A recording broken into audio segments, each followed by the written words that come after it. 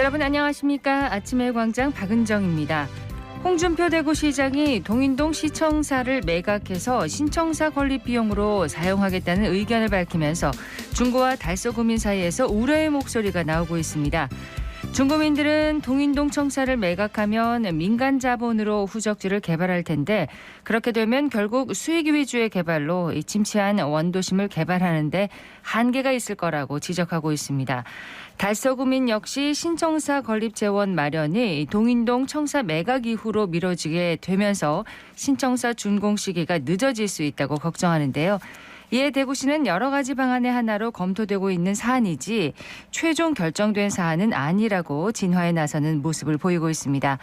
득표율 78.75%로 역대 대구시장 선거 가운데 최고 득표율로 당선된 홍준표 시장. 시민들의 기대가 높은 만큼 시민과 소통하는 모습 보다 적극적으로 보여줄 필요가 있지 않나 싶습니다. 7월 27일 수요일 아침의 광장, 먼저 이 시각 교통 상황과 날씨 듣겠습니다. 서유리 리포터. 네, 먼저 고속도로입니다. 경부고속도로 서울 방향 영천 나들목에서 북대구 나들목까지 시원하게 지나고요. 중부 내륙지선 창원 방향 성서 나들목부터 남대구 나들목까지 교통량 늘어나고 있습니다. 신대구 부산 고속도로 부산 방향 동대구 분기점에서 청도 나들목까지 막힘없이 지나고요. 대구 포항 고속도로 포항 방향 팔공산 나들목에서 도동 분기점까지 속도 더디게 지납니다.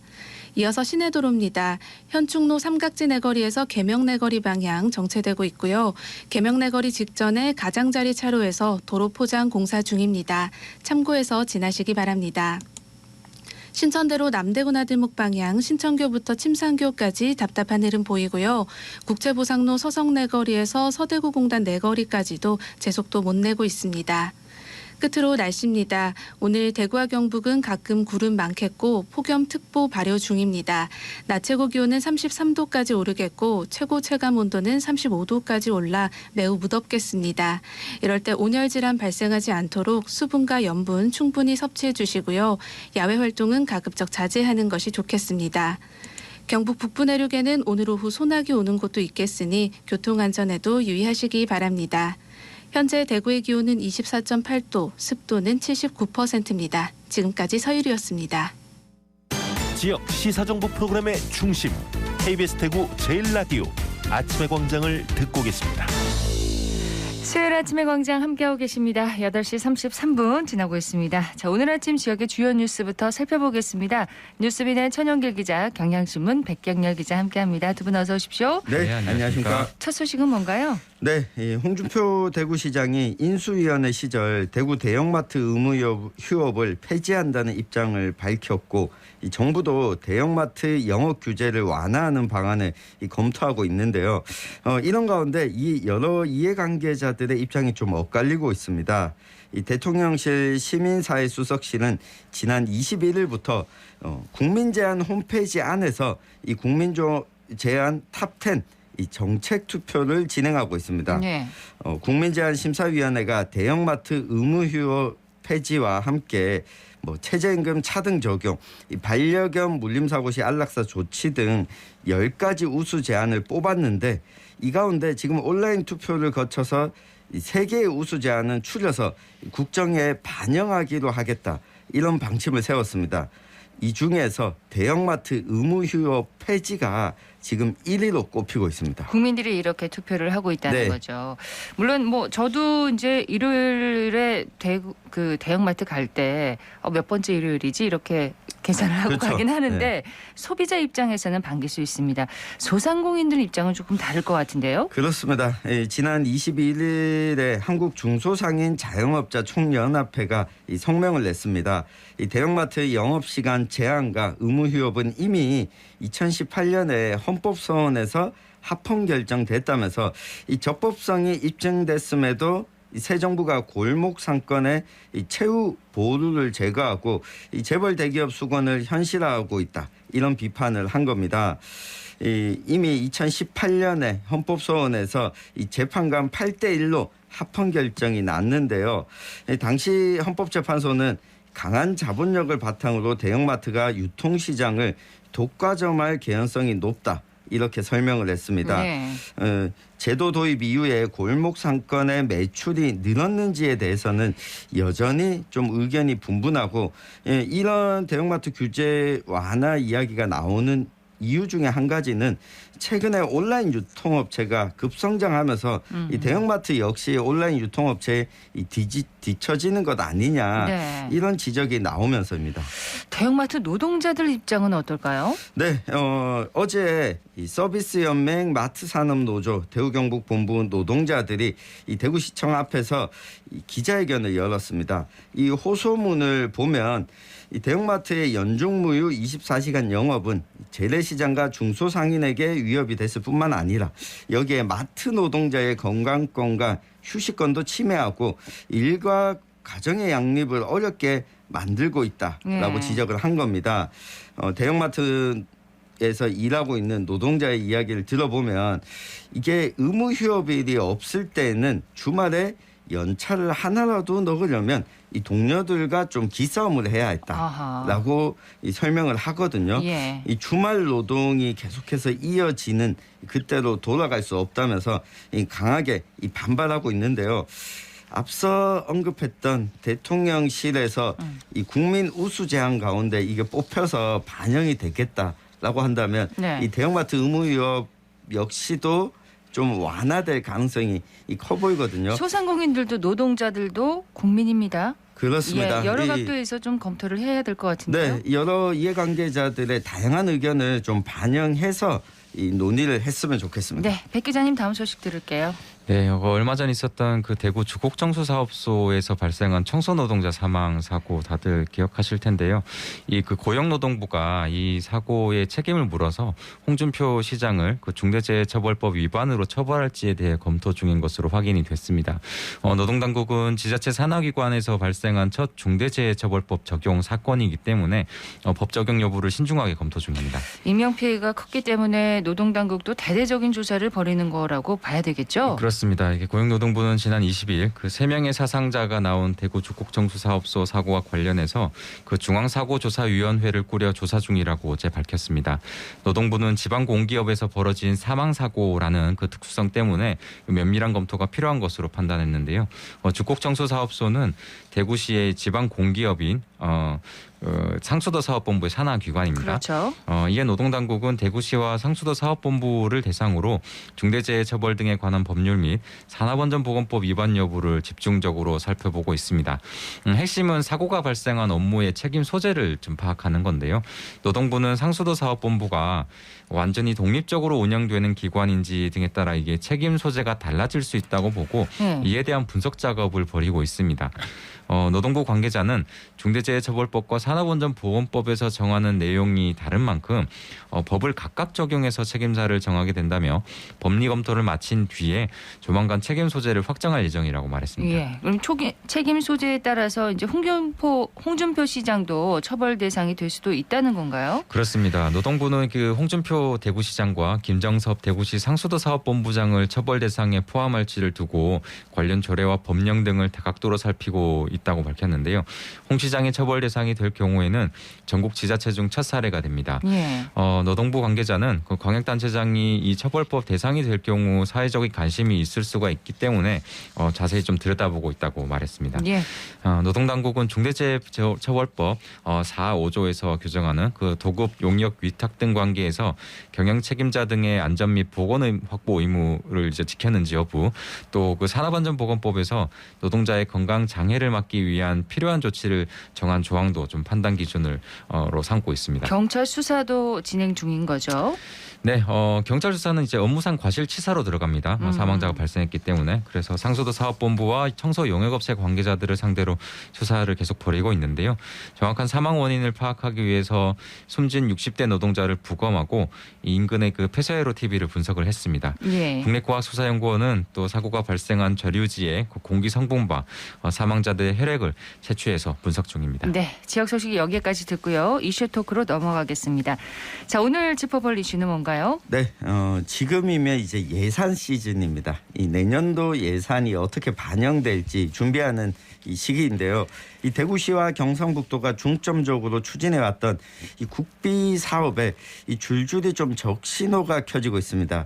이 지역 정치권이 적극적으로 나서야 한다라고 하는 지적이 나오고 있는데 이 중점적으로 추진하고 있는 국비 사업 어떤 것이 있는지 어떤 대응이 필요한지 한번 살펴보겠습니다. 어제 이 시간에도 잠시 전해드렸는데 대구시와 경상북도가 기재부에 건의한 중점 국비 사업들 가운데 기재부 검토 사업이 단 한 개에 불과한 것으로 알려졌다면서요? 네, 뭐 분위기가 좋지는 않은 것으로 지금 그러네요. 알려지고 있습니다. 일단 20개 사업 중에서 긍정적인 검토 대상이 대구형 반도체 팹 구축 사업뿐인 것으로 좀 알려지고 있었는데요.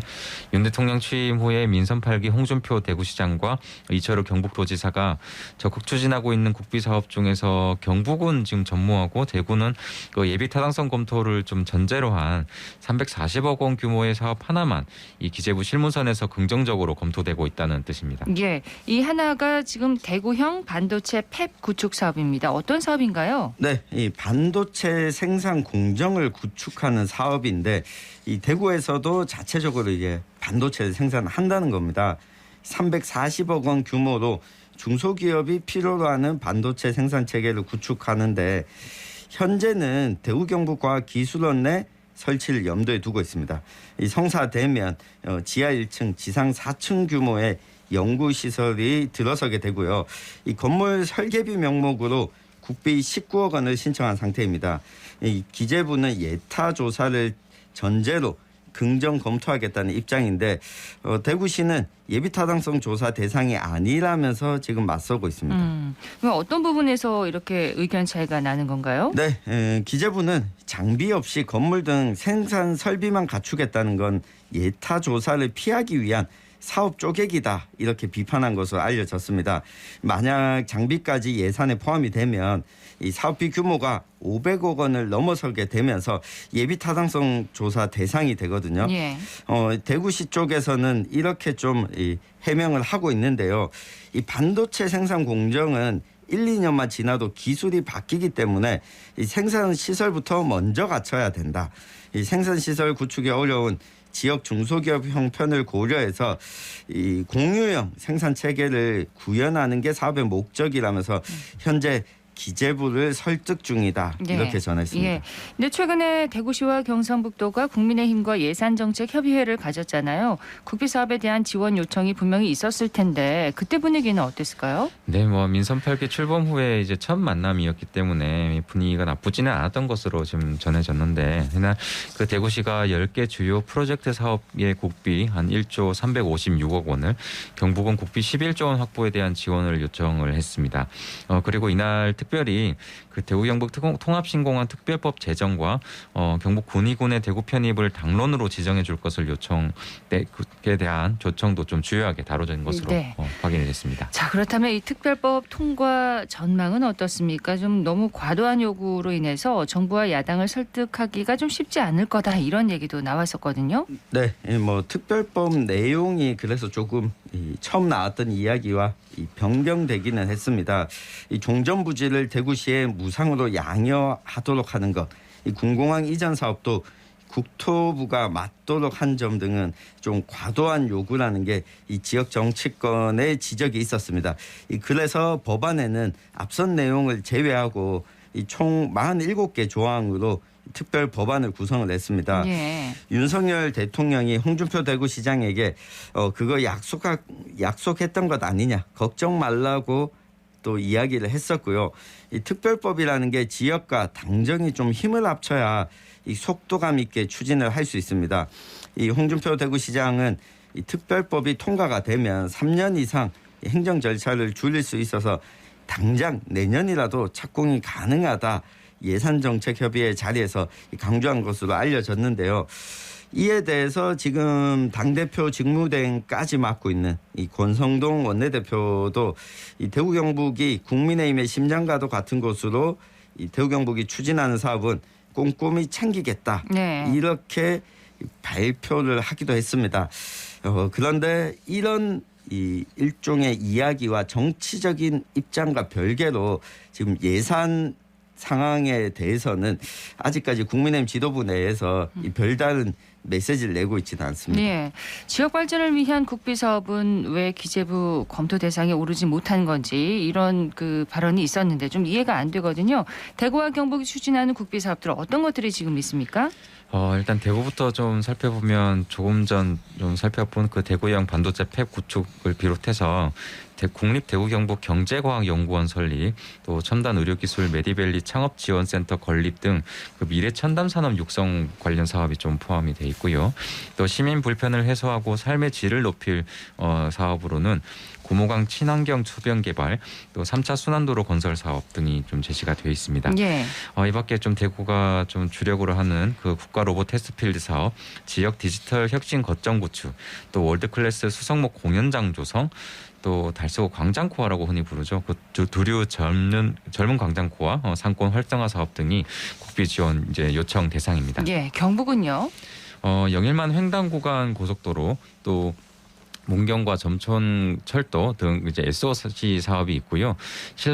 천년 신라 왕경 디지털 복원, 글로벌 원자력 공동 캠퍼스 설립 사업, 또 차세대 모빌리티 클러스터 구축, 국립 울릉도 독도 해양연구센터 건립, 또 국립 세계문화유산센터 건립, 또 그 동해안 산불 방지센터 신설 등 그 좀 지원과 관심을 요청하고 있는 상황입니다. 자, 이 많은 국비 사업들 중에서 지금 대구형 반도체 팹 구축 사업 이 하나만 지금 오른 거라는 거죠? 그렇습니다. 예.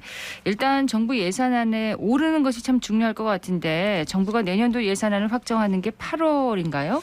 맞습니다. 예. 국회에 제출하는 시점이 8월 말인데요. 이때까지 소관부처와 이 기획재정부를 지속해서 좀 방문한 동시에 지역 국회의원실과 수시로 좀 협의하면서 내년도 국비 확보를 위한 이 공조 체제가 지속해서 이루어져야 하는데요.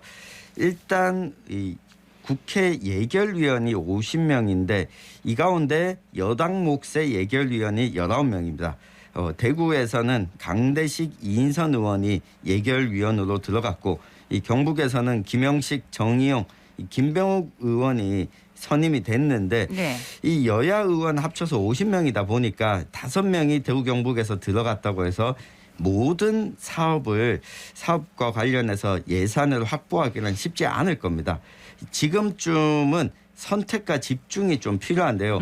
우선적으로 대구와 경북에서 좀 강하게 어필해야 될 사업들 중심으로 국회의원들이 역할을 또 해줘야 하고 네. 지금 기획재정부 장관을 맡고 있는 이 달성군 지역구 국회의원인 이 추경호 의원을 좀 설득하고 역할을 주문하는 것도 좀 필요해 보이는 상황입니다. 선택과 집중이 필요하다는 네. 지적이시고요. 네, 저는 뭐 좀 약간 원론적인 얘기인데 그 국비 예산안 논의 때마다 좀 보이는 특징이 있습니다. 이게 지역에 보이는 좀 특징인데 그 도로나 철도 건설 같은 그 사회적 간접자본 관련 예산 요청이 좀 많고 어떤 기관이나 어떤 센터 등 좀 어떤 큰 건물 이런 눈에 띄는 것을 좀 짓는 사업들 위주로 요청되는 움직임이 반복된다는 게 좀 한계점이고 좀 예. 안타까운 부분이 아닐까 싶습니다. 제 생각에는 일단 그 집권 여당의 지지세가 강한 이제 대구 경북인 만큼 이런 굵직한 사업들을 주로 좀 이번에 대거 포함시킨 게 아닌가 싶은데 반응이 지금 좀 미지근한 거거든요. 네. 바꿔 말하면 이런 사업 계획이나 뭐 또 지역 발전을 위한 고민이 깊지 못했다는 걸 보여주는 게 아닐까 싶다는 생각도 좀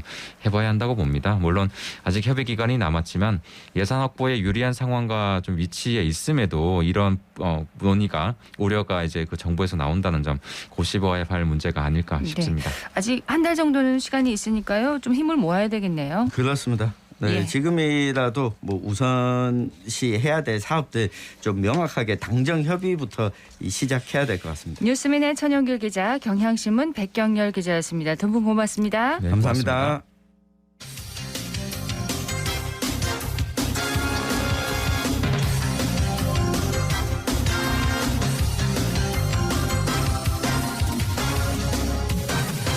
수요일 아침에 광장 함께하고 계십니다. 8시 49분 지났습니다.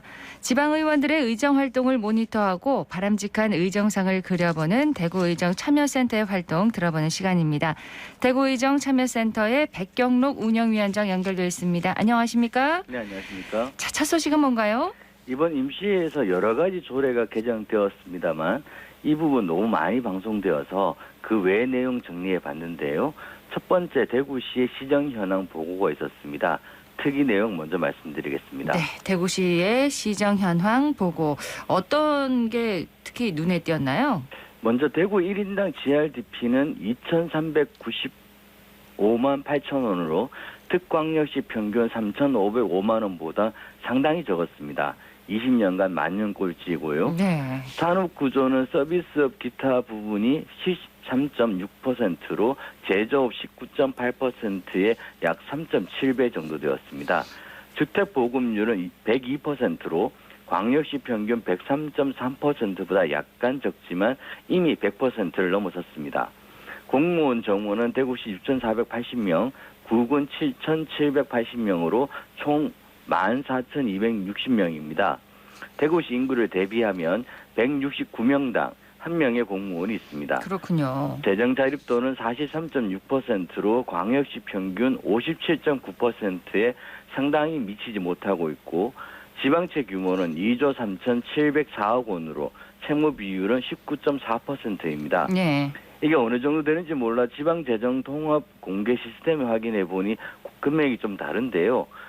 지방행정 공개 시스템에서는 특광역 단위로 보면 20년 기준으로 서울, 부산, 울산이 이어 14.8%로 확인되었습니다. 네, 채무 비율을 말씀하시는 거죠? 네, 그렇습니다. 근데 대구시의 시정보고와 정부가 운영하는 지방재정 통합 공개 시스템 상의 이 숫자가 이렇게 차이가 많이 나는 이유가 있나요?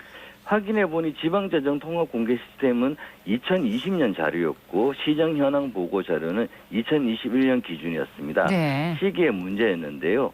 문제는 대구시의 채무 비율이 2017년 20.5%에서 2020년 15.0%로 채무 비율이 계속 줄어들고 있었는데요. 2021년 19.4%로 급상승했다는 게 사실입니다. 그렇군요. 이유가 뭘까요? 대구시 예산시 관계자에게 질의하니 채무는 계속적으로 늘고 있었는데 분모가 되는 예산 규모가 더 늘어나면서 채무 비율이 줄어들고 있었다는 겁니다. 특히 코로나로 2020년은 국비가 많이 늘어나면서 상대적으로 채무 비율이 줄었다는 겁니다. 그러니까 채무는 줄지 않았는데 국비가 늘면서 이 채무 비율이 줄어드는 그런 효과가 있었다는 거네요. 네, 그렇습니다. 이번 시정 현황 보고를 4년 전인 2018년과 비교해 봤는데요. 4년 전과 대비해 보면 대구시 인구는 58만 명이 줄었고 공무원은 1,425명이 늘었습니다. 재정 자립도는 47.6%에서 43.6%로 감소했습니다. 국비가 늘면서 재정 자립도는 계속 줄어들었고 대신 채무 비율 그러니까 퍼센트는 줄어드는 효과가 있었는데 2021년 코로나로 인한 국비 효과가 어느 정도 사라지니까 채무 비율이 급상승했고 재정 관리에 적신호가 나타난 것입니다. 예. 채무 자체를 줄이는 노력이 필요해 보입니다. 국비는 또 많았다가 또 줄어들 수도 있으니까요. 다음 소식 듣겠습니다. 의원들의 5분 발언 내용 전해드리겠습니다. 농민수당이라고 혹시 들어보셨는지 모르겠습니다. 농민수당은 농업인의 소득 안정을 도모함으로써 농업인의 삶의 질을 향상시키고 농업과 농촌의 지속 가능한 발전과 공익적 기능 증진을 위해 농업인에게 지원하는 수당인데요. 사실 기본소득과도 연관이 있습니다. 네. 이번 회기에 김홍규 의원이 대구시의 농민수당 도입을 촉구했는데요. 김 의원은 대구시에는 농업경영주를 비롯한 관련 가족과 피고용인이 5만 명이 육박하고 있고 그중 농업경영체는 36,500여 개로 전국 특광역시 중에서 가장 많은 규모이며 수가 증가하는 추세지만 정작 올해 대구시의 농업정책 예산 규모는 37.4%나 감소해 기후재앙과 러시아 우크라이나의 발 식량 안보 문제로 복합적 위기를 맞은 농가들은 생업이 어려움이 크게 가중된 상황이라고 밝혔습니다. 이어 대구를 제외한 전국은 농민수당 시대가 열린 데 반해 대구의 저소득 도시농업인들은 기존의 보조사업들마저 줄어들어 고충이 가중되고 있는 상황이라면서 지역 농업인들은 대구시가 여전히 제도 도입을 꺼린다며 고통을 호소하고 있다고 전했습니다. 예. 지금 경북 지역은 농민수당을 지급하고 있지 않습니까? 네, 군위군 편입이 지금 이야기가 되고 있는데 군위군에서는 농민수당이 있는 거잖아요. 네, 그렇습니다. 경상북도에서 6대4 비율로 연 60만 원을 지원하고 있는데요. 김 의원은 올해 하반기로 예상되는 군위의 대구시 편입에 앞서 선제적으로 농민수당 제도 정비를 마치지 못하면 군위의 약 7천 개 농업 경영체들은 경북으로 받던 지원을 놓치는 격이 돼 더 큰 반발이 발생될 것이며 대구시도 예산과 정책이 마련되지 못한 채 민원을 해결할 제도적 장치가 없을 것이라며 이제는 대구시가 정책적으로 등한시했던 도시 농가들의 위기를 타개할 방안으로 농민수당 도입을 적극 발벗고 나서 검토할 차례다라고 재차 촉구했습니다. 네, 대구시에도 농민수당 그 도입이 계속 논의가 이어지겠네요. 대구시 의원들의 5분 발언 내용 듣고 있는데요. 다음 내용은 뭔가요? 이재숙 의원이 5분 자유번을 통해 제2대구의료원 건립 재추진과 홍준표 시장의 시민소통 행정을 촉구했습니다. 이 의원은 제2대구의료원 건립은 시민 다수의 요구였으며 정치권에서도 합의된 사항이었다면서 3년이 넘도록 끝날지 모르는 코로나19 사태를 계기로 공공의료 확충에 관한 관심과 요구 어느 때보다 큰 상황이라며 제2대구의료원 건립 필요성을 강조했습니다. 예.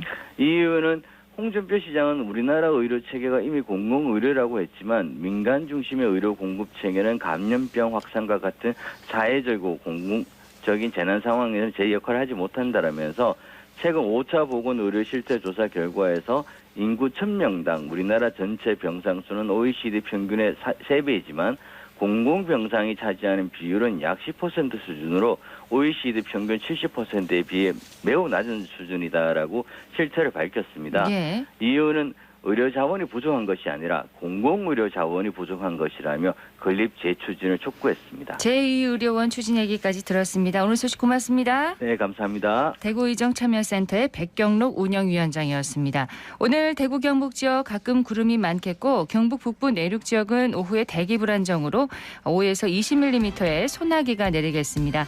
낮 기온은 27도에서 33도 분포로 어제보다 2도가량 낮겠지만 여전히 덥겠습니다. 온열 질환이 걸리지 않도록 계속해서 유의하시기 바랍니다. 아침의 광장 오늘 순서 여기까지입니다. 박은정이었습니다. 고맙습니다.